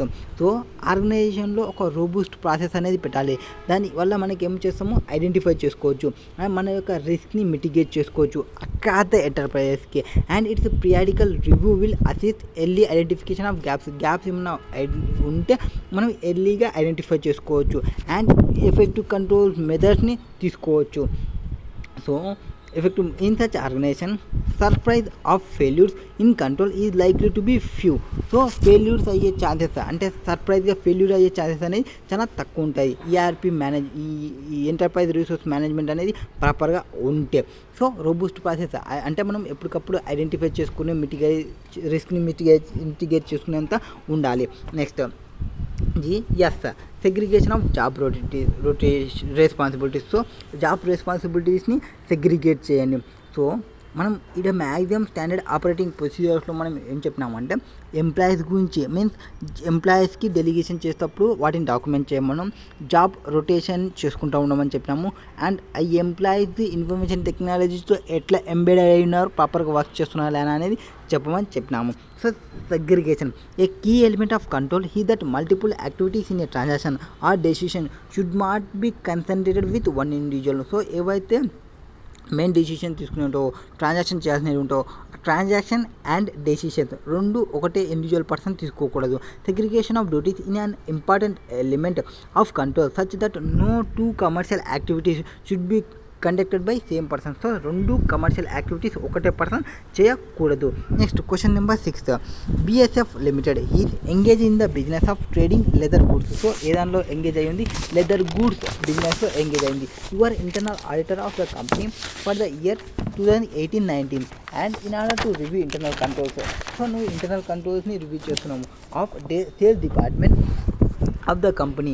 You visited the department noticed work division. So ఏమేమి వర్క్ని notice చేసినావు అంటే an officer was handling the sales ledger and cash receipts. So రెండు ఒకటే work చేస్తున్నాడు. So same పర్సన్ని work చేయడానికి అలో చేయకూడదు మ్యాక్సిమం అనేది. Next where has another officials was handling dispatch of goods and issuance of deliveries. So గూడ్స్ని dispatch చేయడం, delivery చేయడం సో ఇతను చేస్తున్నాడు. సో రెండు అకౌంటింగ్ కంట్రోల్స్ అనేది ఒకటే పర్సన్ చేస్తున్నాడు. వాటిని పిరియాడికల్గా చెక్ చేసుకునే ఛాన్సెస్ ఉండాలి. అండ్ ఇక్కడ టైం టు టైం చేంజ్ చేసుకుంటూ ఉండాలి కన్సిడరబుల్ లెంత్ ఆఫ్ టైం చూసినాక. Next another official was handling dispatch of goods and issuance of delivery చేయడానికి. సో గూడ్స్ని డిస్పాచ్ చేస్తున్నాడు, అది అయిపోయింది కదా. One more officer was there handle customers datas accounts and issue receipts. So కస్టమర్స్ని రిసీట్ని చూసుకుంటున్నాడు. సో వాళ్ళని ఎంకరేజ్మెంట్ చేయి, ఎప్పటికప్పుడు ఒక ఇయర్లీ ఒకసారి బయటకు వెళ్ళేదాకా ఎంకరేజ్మెంట్ చేయి. One more officer was there to handle customer, అది అయిపోయింది. And internal auditor you are required to briefly discuss general conditions pertaining to internal check systems. So general conditions ఏముంటాయనే చెప్పాలి. Next do you think that there was a proper division of work, if not why అనేది చెప్పాలి. So proper division జరిగిందా పైన అంటే proper division అనేది జరగలేదు, ఎందుకంటే వాళ్ళే చెప్పిన కదా. ఇఫ్ నాట్ అంటే వై అనేది చెప్పాలి. ఇప్పుడు మనం వైకి ఆన్సర్ చెప్తే సై, ఇక్కడ వై చూడండి, నాట్ ఓయ్. Come to the point. So internal control system ప్రకారం సో జనరల్ కండిషన్స్ ఏమి pertaining to the internal control system may be summarized has under. So summarize చేద్దాం ఫస్ట్. ఏం చేయాలి అంటే no single person should have complete control over of any important aspects of business operations. ఏదైనా మనకి business ఆపరేషన్లో important aspect ఉంటే ఆ important aspect అనేది సింగిల్ పర్సన్ తీసుకోకూడదు, ఏక్ నిరంజన్ కాకూడదు ఎప్పటికనేది. సో అలోన్ అనేది ఉండకూడదు. Next every employee action should come under the review of another person. So ఒక పర్సన్ చేసిన వర్క్ని ఇంకొక పర్సన్ అనేది రివ్యూ అనేది ఉండాలి. So first single person complete control ఉండకూడదు. And every action employee actions వచ్చేసి అండర్ రివ్యూ ఆఫ్ అనదర్ పర్సన్లో ఉండాలి. Next staff duties should be rotate. Staff duties అనేది రొటేట్ కావాలి, ఏది ఫ్రమ్ టైమ్ టు టైమ్కి, so that members do not perform the same actions same functions for considerable length of time. So staff duties అనేది time to time అనేది కంపల్సరీగా change అవుతుండాలి. ఒకటే person considerable length of టైంకి ఒకటే person perform చేయకూడదు. Next first ఒకటే person చేయకూడదు అన్నాము, ఒకటే పర్సన్ చేస్తుంటే లెంత్ ఆఫ్ టైంని చూసుకోమని చెప్పినాము. Next every member of staff should encourage to go on leave at least once in year. So once in ఇయర్లో మెంబర్ ఆఫ్ స్టాఫ్ని మనం టూర్కి పంపించాలి. పోయిరాపు బాబు, అట్లా పోయి సింగపూర్ పోయిరాపు, అట్లా పోయి బ్యాంకాక్కి పోయిరాపు అని చెప్పాలి. Next persons having physical custody of assets must not be permitted to have access the books of accounts. So ఎవరికైతే ఫిజికల్ కస్టడీ ఆఫ్ అసెట్స్ ఉంటావో అతనే బుక్స్ ఆఫ్ అకౌంట్స్కి పర్మిట్ చేయకూడదు. And there should exist and accounting control in respect of each class of asset. In addition there should be periodical inspection so has to establish there physical condition. So accounting కంట్రోల్ని చూడండి. So there must be exist in accounting control in respect of class of assets ఏమున్నాయి, periodical inspections ఏమున్నాయి, physical conditions ఏమున్నాయి అనేది check చేసుకోవాలి. Mechanical devices should be used wear ever practicably to prevent losses or misappropriation of cases. Next so ఈ first ఒక నాలుగు వచ్చేసి పర్సన్స్కి సంబంధించి చెప్తాము. ఒకటే పర్సన్ చేయకూడదు, ఒకటే పర్సన్ లాంగ్ లెంత్లో చేయకూడదు, ఆ పర్సనే చేస్తున్నప్పుడు ఒక ఇయర్కి ఒకసారి బయటకైనా పంపేయండి. అండ్ ఒకటే person custody and access books of accounts ఉండకూడదు అని చెప్పినాము. ఇది వరకు పర్సన్స్ గురించి ఒకటే పర్సన్ గురించి 4 పర్సన్స్ చెప్పినాము. సో ఆ నలుగురు గురించి చెప్పేసినాము. నెక్స్ట్ ఇప్పుడు అకౌంటింగ్ కంట్రోల్స్ ఎట్లున్నాయి ఈచ్ క్లాస్ ఆఫ్ అసెట్స్కి సంబంధించి. In addition there should be periodical inspection జరుగుతున్నాయి, అసెట్స్ని పిరియాడికల్ ఇన్స్పెక్షన్గా చేస్తున్నాయా లేదా, ఏమన్నా మెటీరియల్ డిఫెంచర్స్ వస్తే రికార్డింగ్ చేస్తున్నా లేదా రీజన్స్ అవన్నీ చెక్ చేసుకోవాలి అకౌంటింగ్ కంట్రోల్స్కి. నెక్స్ట్ ఇక్కడ కంట్రోల్స్ గురించి చెప్పినాము, అకౌంటింగ్ కంట్రోల్స్. తర్వాత devices, mechanical devices should be used wear ever practicable to prevent loss or misappropriation of cash. Cash అనేది మిస్అప్రోప్రియేట్ కాకుండా ఉండడానికి ఆర్ లాస్ని ప్రివెంట్ చేయడానికి మనం ఏం యూజ్ చేయాలి, మెకానికల్ డివైజెస్ని యూజ్ చేయాలి. Next budget control should be exercised and wide deviations observed. So mechanical accounting కంట్రోల్స్ని యూజ్ చేస్తున్నామా, ఓకే. మిషన్స్ని యూజ్ చేస్తున్నామా, ఎస్. ఇప్పుడు ఏం చేసుకోవాలంటే పర్సన్స్ని జరుగుతున్న దాన్ని కాదు, మనం బడ్జెటరీ చేసుకోవాలి. ఆ బడ్జెట్తోని యాక్చువల్ని కంపేర్ చేసుకోవాలి. బడ్జెట్కి యాక్చువల్కి డిఫరెన్స్ వస్తుంటే ఎందుకు డిఫరెన్స్ వస్తున్నాయి రీజన్స్ని ఐడెంటిఫై చేసుకోవాలి. And for inventory taking at the close of the year end and trading activities should if possible be suspended and it should be done by staff belonging to several sections of ఆర్గనైజేషన్స్తో. Staff physical verification అనేది చేయాలి. Physical verification ఎవరితో చేయాలంటే ఎవరైతే స్టాక్లో work చేస్తారో ఆ person కాకుండా వేరే పర్సన్ని పిలుచుకొని వచ్చి స్టాక్ వెరిఫికేషన్ని చేయాలి. Next the financial and administration power should be distributed very judicially among different officers and manner in which those actually exercised should be reviewed periodically. అంటే ఫైనాన్షియల్ అండ్ అడ్మినిస్ట్రేటివ్ పవర్స్ని డిస్ట్రిబ్యూట్ చేయాలి. ఎవరికి, డిఫరెంట్ ఆఫీసర్కి. అంటే financials ఒకరు ఉంటే administrative ఒకరు ఉండాలి. అడ్మినిస్ట్రేటివ్ ఫైనాన్షియల్ ఇద్దరు ఒకటే పర్సన్ అయ్యి ఉండకూడదు. అండ్ వాళ్ళని యాక్చువల్లీ ఎక్సర్సైజ్ అనేది పిరియాడికల్గా రివ్యూ చేసుకుంటూ ఉండాలి. Next procedure should be laid down for periodical verification and testing of different sections of accounting records to ensure that they should occur. So ఒకరోజు purchase రికార్డ్ని చెక్ చేయడం, ఇంకొక రోజు సేల్స్ రికార్డ్ని చెక్ చేయడం, ఇంకొక రోజు ఎక్స్పెన్సెస్ రికార్డ్ని చెక్ చేయడం, ఇంకొక రోజు పేరోల్ ఎక్స్పెండిచర్ని చెక్ చేయడం. ఇట్లా మనం కంపల్సరీ పిరియాడికల్గా రివ్యూ చేసుకుంటూ ఉండాలి. సో టోటల్గా మనం ఎన్ని పాయింట్స్ చెప్పినాము, 10 పాయింట్స్ని చెప్పినాము. 10 పాయింట్స్లో ఫస్ట్ ఒకటే పర్సన్ని కంప్లీట్ కంట్రోల్ ఉండకూడదు ఫస్ట్ నుంచి స్టార్టింగ్ నుంచి ఎండ్ వరకు. అండ్ డ్యూటీస్ అనేది రొటేట్ చేసుకుంటూ ఉండాలి టైంకి. అండ్ ఒకటే పర్సన్ని లాంగ్ లెంత్లో పెట్టకూడదు. అండ్ ఒకటే పర్సన్ని వర్క్ చేపిస్తున్నాము మిడిల్లో ఒక్కోసారి కొంచెం మనకి హాలిడే ఇచ్చి లీవ్ ఇచ్చి పంపించాలి అట్లీస్ట్ వన్స్ ఇయర్. తర్వాత ఎవరైతే పర్సన్ ఉంటారో ఫిజికల్ కస్టడీ ఆఫ్ అసెట్స్ ఉంటారో ఆ పర్సన్కి యాక్సెస్ చేయకూడదు బుక్స్ ఆఫ్ అకౌంట్స్ని. తర్వాత అకౌంటింగ్ కంట్రోల్స్ని చెక్ చేయండి. అకౌంటింగ్ కంట్రోల్స్ ఎట్లున్నాయి, ఎట్లా చేస్తున్నారో అండ్ పీరియాడికల్గా చెక్ చేస్తున్నారా లేదా. అండ్ మెకానికల్ డివైస్ ఎక్కడెక్కడైతే పాసిబుల్ అవుతుందో, సో ఇప్పుడు క్యాష్ సిస్టంలో కౌంటింగ్ మిషన్స్ పెట్టడము, క్యాష్ డిపాజిటింగ్ మిషన్స్ పెట్టడం, అట్లా లాసెస్ లేకుండా చూసుకోవడం. నెక్స్ట్ బడ్జెటరీస్ని ప్రిపేర్ చేయండి, యాష్యూర్తో కంపేర్మెంట్ చేసుకోండి. డివియేషన్స్ ఏమైనా వస్తాయో ఆ డివియేషన్స్కి రికన్సిలేషన్ అడగండి. తర్వాత ఇన్వెంటరీ టేకింగ్ ఇయర్ ఎండింగ్కి ఆర్ మిడిల్లో ఒక్కొక్కసారి ఫిజికల్ వెరిఫికేషన్ చేయండి. ఫిజికల్ వెరిఫికేషన్ స్టాక్ వాళ్ళతో కాకుండా వేరే వాళ్ళతో చేయండి. అండ్ తర్వాత ఫైనాన్షియల్ అడ్మినిస్ట్రేషన్ పవర్స్ అనేది ఒక పర్సన్కి ఉండకూడదు. And periodical verification and testing చేస్తుంటే డిఫరెంట్ సెక్షన్స్ అకౌంటింగ్ రికార్డ్స్ని డిఫరెంట్ టైంలో ఒకసారి చెక్ చేసుకోండి. సో చెక్ చేసేదంటే physical verification of stock and accounting రికార్డ్స్ని చెక్ చేసుకోవాలి. And next division of work. ఇక్కడ మనకి పైన ఏం జరిగినవి, company has not done the proper divisions, that is the receipt of cash should not be handle by the official handling sale ledger. ఎవరైతే person receive చేసుకుంటున్నాడో క్యాష్ని ఆ పర్సనే హ్యాండ్లింగ్ చేయకూడదు సేల్స్ లెడ్జర్ని. Next delivery challan should be verified by authorized official other than official handling the dispatch of goods. ఎవరైతే గూడ్స్ని dispatch చేస్తున్నారో వాళ్ళే అథరైజేషన్ చేయకూడదు డెలివరీ చలాన్స్కి సంబంధించి.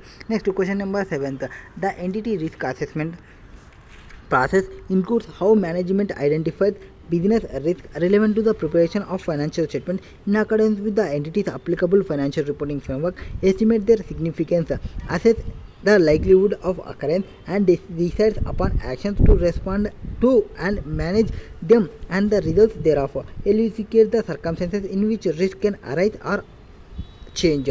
సో ఏం చెప్తున్నానంటే ఇక్కడ మనకి ఎంటర్ప్రైజ్ రిసోర్స్ అసెస్మెంట్ మేనేజ్మెంట్ చేస్తున్నప్పుడు ఎట్లా ఐడెంటిఫై చేయాలి బిజినెస్ యొక్క రిస్క్ని, అండ్ ఫైనాన్షియల్ స్టేట్మెంట్ ప్రిపేర్ చేసేటప్పుడు అండ్ సిగ్నిఫికెన్సీ ఎట్లుంటుంది అనేది ఎస్టిమేట్ చేయాలి. అండ్ అసెస్సి ఏ సర్కమ్స్టెన్సెస్ని చూసుకోవాలి ఎంటిటీ రిస్క్ అసెస్మెంట్ ప్రాసెస్ని చూసుకునేటప్పుడు, ఎంటిటీ రిస్క్ అసెస్మెంట్ ప్రాసెస్ చేసేటప్పుడు ఏ చేంజెస్ ఉంటాయి, వాటి సర్కమ్స్టెన్సెస్ ఏవేవి చెక్ చేసుకోవాలి అనేది క్వశ్చన్. ఇక్కడ risk can arise or changes due to circumstances such as followings. So first risk ఎక్కడెక్కడ వచ్చే ఛాన్సెస్ ఉంటాయని అయితే మనం చెప్తాము. ఇప్పుడు రిస్క్ వచ్చే ఛాన్సెస్ ఎప్పుడు ఉంటాయంటే మన యొక్క ఆపరేషన్ ఎన్విరాన్మెంట్ అనేది చేంజ్ అని అనుకోండి, రిస్క్ వచ్చే ఛాన్సెస్ ఉంటాయి. సో ఎంప్లాయీస్ అంత తొందరగా చేసుకోలేరు. ఆర్ న్యూ రెగ్యులేటరీ ఏమైనా వచ్చినాయి, change in regulatory or changing operating environment can result in change in competitive pressure and significantly different risks. So different risk వచ్చే ఛాన్సెస్ ఉంటుంది. సో రెగ్యులేటరీ చేంజ్ అయింది or operating environment అనేది change అయింది, competitive pressure and significant different risk అనేది వచ్చేస్తుంది. Next new పర్సన్స్ని recruit చేసుకుంటాము. New persons may have different focus on understanding of internal controls. So మనకున్న ఇంటర్నల్ కంట్రోల్స్ని న్యూ పర్సనల్ వచ్చేసి డిఫరెంట్గా ఫోకస్ చేసుకోవడం, ఆ డిఫరెంట్గా అండర్స్టాండింగ్ చేసుకోవడం ఉంటుంది. సో ఆపరేషన్ ఎన్వైర్న్మెంట్ ఎట్లుందో చూసుకోవాలి. ఆపరేషన్ ఎన్వైర్న్మెంట్లో చేంజెస్ ఏం రావచ్చు, రెగ్యులేటరీ చేంజెస్ కావచ్చు, ఆపరేటింగ్ ఎన్వైర్న్మెంట్ చేంజెస్ కావచ్చు, కాంపిటేటివ్ ప్రెజర్లో డిఫరెంట్ రిస్క్ వచ్చే ఛాన్సెస్ ఉంటాయి. అండ్ పర్సన్స్లో different focus or understanding of internal controls new persons వల్ల. Next new or revamped information system, significant and rapid changes in information system can change the risk relating to internal control. So significant and rapid changes ఉన్నాయి information సిస్టమ్స్లో.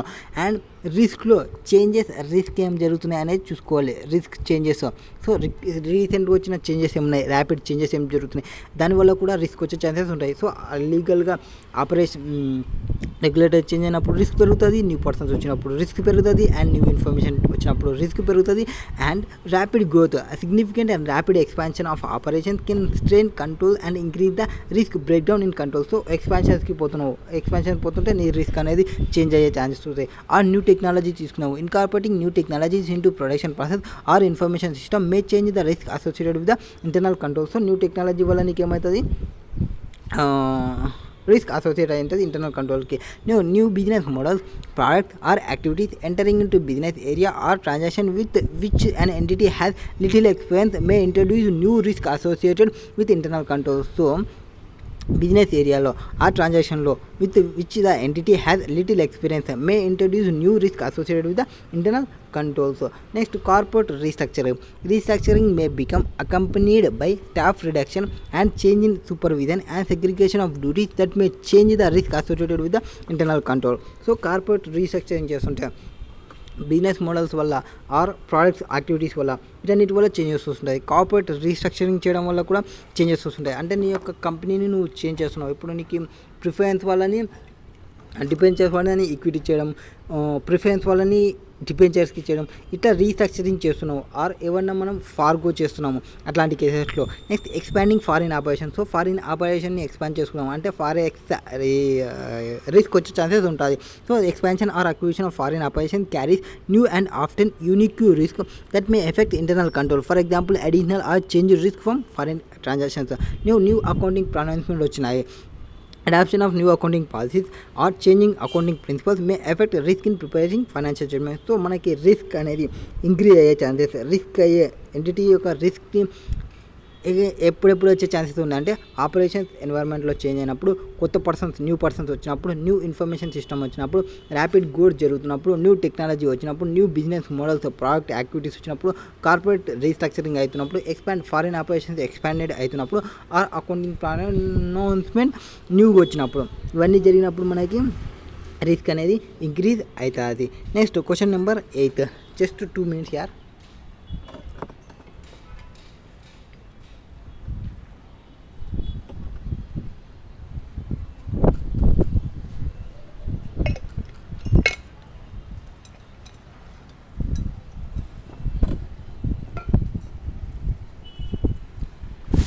So come to the point. Question number 8. Navjeevan hospital ఇది multinational company. So ఒక multinational company ఉంది which have been facing a lot of pilferage and troubles regarding their inventory. So pilferage troubles జరుగుతున్నాయి their inventory మెయింటెనెన్స్లో and కంట్రోల్లో. On investigation into the matter it was found that person in charge of inventory inflow and outflow. Investigation చేస్తున్నాము, person in charge ఎవరైతే ఉన్నారో వారిని base చేసుకున్నాం. From the store house is also responsible for purchase and maintaining inventory records. According to you which basis of system of control has been violated. So ఇక్కడ ఏం జరిగిందంటే investigation చేస్తే ఒకటే పర్సన్ ఇన్వెంటరీ ఇన్ఫ్లోకి ఇన్వెంటరీ అవుట్ఫ్లోకి అతనే person responsible. దాన్ని base చేసుకుని మనం ఏ కండిషన్ అనేది వైలేట్ అయిందనేది చెప్పాలి and general conditions pertaining to relating to system కంట్రోల్కి చెప్పాలి.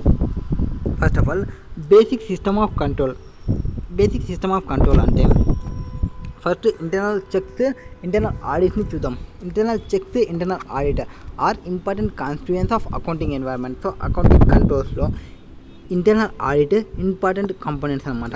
ఈ రెండు ఇంటర్నల్ చెక్, ఇంటర్నల్ ఆడిట్ అనేది ఇంపార్టెంట్ కాన్స్టిట్యూయెన్స్ ఏదానికి అకౌంటింగ్ కంట్రోల్స్లో. Internal check system implies organization of the overall system of bookkeeping and arrangement of staff duties in such a way that no one person can carry through a transaction and record every aspect thereof. So internal control system లో ఒక organization అనేది overall system చూసుకున్నప్పుడు book keeping కానీ arrangement of staff duties కానీ in such a కేసులో no person can carry through transaction and record every aspect there of. So ఒకటే person మొత్తం through out the ట్రాన్సాక్షన్ని చేసుకుంటా రికార్డింగ్ చేయకూడదు. అండ్ ఇన్ ద గివెన్ కేసులో నవజీవన్ హాస్పిటల్లో ఒక పర్సన్ ఇన్ఛార్జ్ ఉన్నాడు. ఇన్వెంటరీకి ఇన్ఫ్లోకి అండ్ అవుట్ఫ్లోకి అతనే పర్సన్ రెస్పాన్సిబుల్ పెట్టినాడు, ఏది పర్చేజెస్కి అండ్ మెయింటైనింగ్ ఇన్వెంటరీ కార్డ్కి. So that's one of the basic control system. Internal check which include segregation of duties or makers checkers has violated where transactions are allocated of different person in such a manner that no one person can carry through a completion of transaction from starting to finish of work or one person is made complementary to the work of another person. So ఒక పర్సనే from starting నుంచి ending వరకు ఉండకూడదు, అది company అనేది follow కాలేదు. So general conditions pertaining to the internal control system may be summarized as follow. General controls చూసుకుంటే first, no single person should have complete control over any important aspects of the business operations. So every employee actions should come under the review of another person. So ఒక person చేస్తున్న work ఇంకొక person యొక్క review అనేది compulsory రావాలి. ఒకటే person throughout కావద్దు. And second ఏమి stamp duties అనేది టైం టు టైంకి షిఫ్టింగ్ కావాలి. Do not perform the same functions అదే considerable length of time. Next every member of the staff should be encouraged go on leave at least once in a year. Persons ఎవరైతే custody of assets ఉన్నావో must not be permitted to have a access of books of accounts. So books of accounts custody ఉంటే అసెట్ని permission ఇవ్వకూడదు. And there should exist and accounting control in respect of each class of asset. In addition there should be a periodical inspection so has to establish there physical conditions. So periodical inspection చేయాలి accounting కంట్రోల్కి సంబంధించి. Next mechanical డివైజెస్ని use చేయండి ఎక్కడెక్కడైతే practically available అవుతుందో, ఎక్కడెక్కడైతే లాసెస్ని prevent చేయగలమో, ఎక్కడెక్కడైతే మిస్ అప్రాపరేషన్ జరుగుతాయో కేసెస్లో ఆ కేసెస్లో. Next budgetary controls should be exercised and wide deviation observed should be రికన్సిల్. So budgetary కంట్రోల్లో ఏవేవి డివియేషన్స్ ఉన్నాయి, ఆ డివియేషన్స్ని ఎంతవరకు ఎక్సైజ్ చేసుకోవడం, ఎంతవరకు డివియేషన్ని రికన్సిల్ చేసుకోవడం అనేది చేసుకోండి. నెక్స్ట్ ఇన్వెంటరీ టేకింగ్లో at the close of the year trading activities should be if possible be suspend. So inventory జరిగే దానిలో, ట్రేడింగ్ యాక్టివిటీస్ జరిగే దానిలో పాసిబుల్ సస్పెండ్ ఎక్కడెక్కడ జరగగలము. అండ్ ఎవరైతే స్టాప్ ఉంటారో అంటే ఎవరు ఫిజికల్ స్టాక్ వెరిఫికేషన్ చేసే వాళ్ళు కాకుండా, ఫిజికల్ స్టాక్లో ఇన్వాల్వ్ అయ్యి కాకుండా వేరే వాళ్ళని సెవరల్ సెక్షన్స్ వాళ్ళని సస్పెండ్ చేసి మీన్స్ వాళ్ళని ఆపి వేరే వాళ్ళతో చెక్ చేయండి. అండ్ తర్వాత ఫైనాన్షియల్ అండ్ అడ్మినిస్ట్రేటివ్ పవర్స్ని ఎప్పుడు ఒకటే పర్సన్ ఉండకూడదు, డిఫరెంట్ ఆఫీషియల్స్ ఉండాలి. ఎవరైతే అడ్మినిస్ట్రేషన్ ఉంటారో ఫైనాన్షియల్ వేరే పర్సన్ ఉండాలి. Next procedure should be laid down periodical verification and testing of different sections of accounting record to ensure their accurate. So periodical వెరిఫికేషన్ని check చేయండి డిఫరెంట్ క్లాస్ ఆఫ్ అకౌంటింగ్ సెక్షన్కి. So total 10 points ఉన్నవి general conditions relating to that. Next brief describe the various stages of risk assessment process. So risk assessment ప్రాసెస్లో various stages ఏమున్నాయి, various stages ఏమంటే మనకి దియా stages ఉంటాయి, దియాని రమ్మంటే మనకి చెప్తాది. First risk assessment is one of the most critical component. The risk assessment అంటే ఒక మోస్ట్ క్రిటికల్ కాంపోనెంటే risk assessment. Enterprise risk management. The risk assessment process involves consideration for రెండింటిని కన్సిడర్ చేయాలి. ఒకటి qualitative and quantitative factors, definition of key performance and risk indicators, risk appetite, risk score, scale of maps used by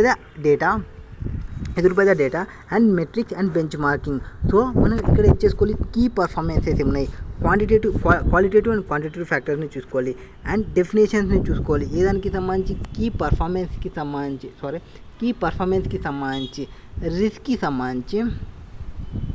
రిస్క్కి సంబంధించి IAS చూసుకోవాలి. That is indicators ఏమున్నవి and aptitude ఏమున్నవి and score ఎంత వస్తుంది.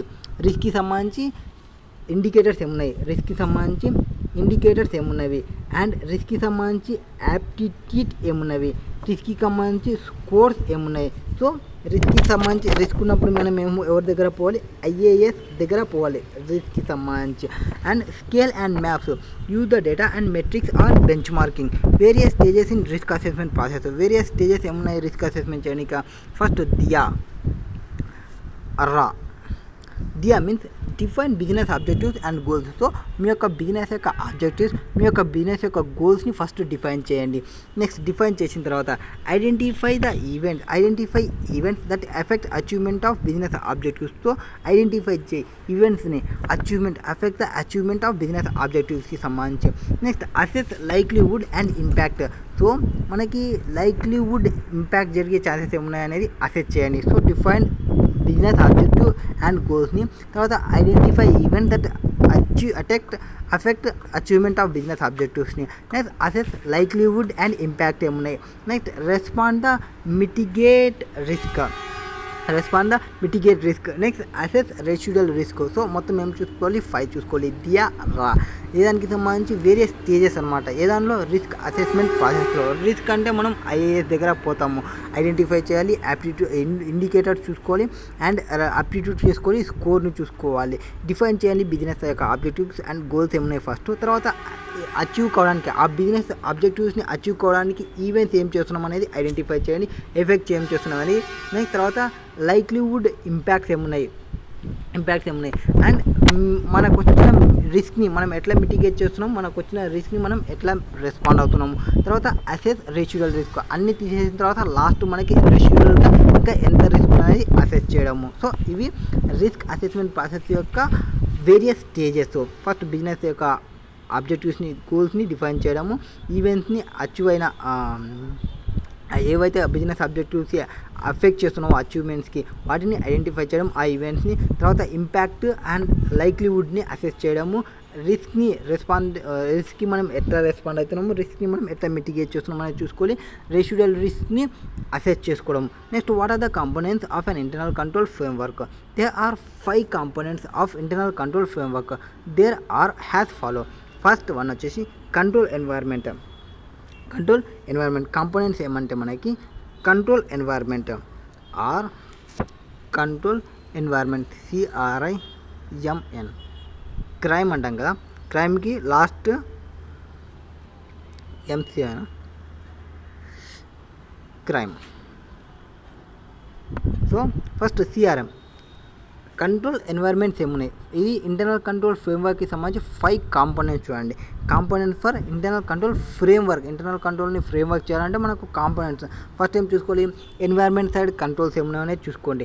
తర్వాత మనకి వచ్చే రిస్క్ని అసెస్మెంట్ చేసుకోవాలి, కంట్రోల్ ఎన్వైర్న్మెంట్ని చూసుకోవాలి, అండ్ దానివల్ల వచ్చే మనకి రిస్క్ని చూసుకోవాలి, అండ్ మనకున్న ఇన్ఫర్మేషన్ ఉంది మనం ఎంతవరకు కమ్యూనికేట్ చేసుకోగలం అనేది చూసుకోవాలి, అండ్ రెగ్యులర్గా మనం మానిటరింగ్ చేయాలి కంట్రోల్ యాక్టివిటీస్ని. So control environment start with control environment, end with control activities.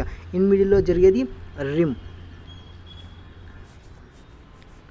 So start with control environment, end with control activities, in మిడిల్లో జరిగేది RIM, that is risk assessment చేసుకోవడం, ఇన్ఫర్మేషన్ అండ్ కమ్యూనికేషన్ చూసుకోవడం, దాన్ని monitoring చేసుకోవడం. ఇది information control ఫ్రేమ్వర్క్కి సంబంధించిన components. మిగతావి next వీడియోలో చూద్దాం.